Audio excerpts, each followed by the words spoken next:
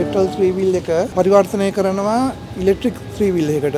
ඒකට කිට් එකක් හදලා තියෙනවා නර්ඩ් ආයතනය මගින්. ඉලෙක්ට්‍රික් වර්ෂන් එකට පරිවර්තනය කිරීම ලොකු වාසියක්. ඒ 3 wheel එක තව දුරටත් පදින්න පුළුවන්. පෙට්‍රල් වියදමක් නැහැ. කිලෝමීටරයට රුපියල් 5ක් වගේ විතර ගාණක් වගේ තමයි යන්නේ. ඒතර මේ 3 wheel එකෙන් කිලෝමීටර 100ක් විතර යන්න පුළුවන්. 100ක් 130ක් විතර යන්න පුළුවන්. ඒ වගේ 3 wheel එකක්. මේ දැන් මෙතන අපි මේ කන්වර්ට් කරන්න විශේෂයෙන්ම පරණ 3 wheel. පරණ 3 wheel ඒතර ඒවා තව දුහන්න බෑනේ පෙට්‍රල් එකේ ප්‍රශ්න තියෙනවානේ. එතකොට ඒ වගේ 3 wheel ඉලෙක්ට්‍රික් වලට කන්වර්ට් කරාම ඒ 3 wheel එකට තව වටිනාකමක් එනවා. ඉතින් ඒ වගේම ඊට අමතරව නර්ඩ් ආයතනය මගින් දැනටමත් ඔක්කොම හදලා තියෙනවා.